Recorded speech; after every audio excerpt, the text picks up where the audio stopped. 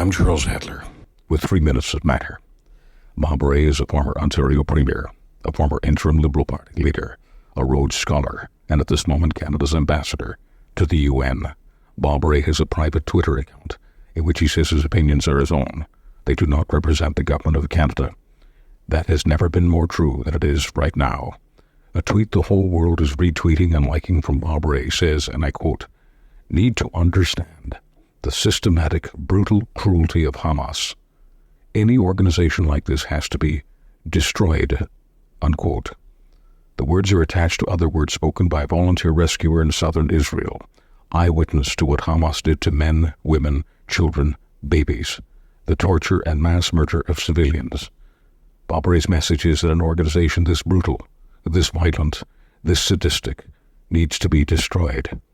The government of Canada takes no such position. Scores of Liberal MPs actually want the PM to call for a ceasefire. Hamas terrorists struck only 2 weeks ago today, October 7th, 2023. A day, to borrow a former U.S. president's words, will live in infamy. The message that more than 20 Liberal MPs want Justin Trudeau to carry would live in insanity, some would say. Imagine telling the U.S. to declare a ceasefire with Japan 2 weeks after Pearl Harbor, a ceasefire with Al-Qaeda 2 weeks after September 11th. Canada's Prime Minister has a political problem. If the Conservatives agree with Canada's ambassador to the UN, Bob Rae, and the Prime Minister is found equivocating on the biggest geopolitical event of this year, perhaps this decade, Canadians may view Poilievre as a better representative of Canadian values than the current office holder. But I'm now in the realm of speculation. I don't know that Canadians want Hamas destroyed under any circumstances. No data to support that.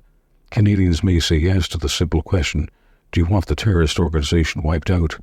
They may give an entirely different answer if the question is, do you want Hamas destroyed? Even if the military operation to end Hamas may cost the lives of 100,000 Palestinians in Gaza. Tough times come with tough questions. Life is not a video game. This is real, a real war, real suffering. While Canadians can make judgments about Bob Rae and Justin Trudeau and Pierre Poilievre, the war is not about them.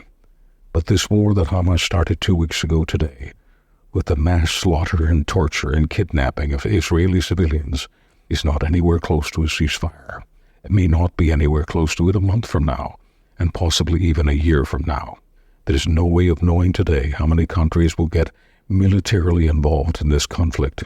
But we do know now that what happened 2 weeks ago today in Israel, the Israeli equivalent of 15 9/11s, what happened on October 7th, 2023, will never be forgotten. Never. I'm Charles Adler, with 3 minutes that matter.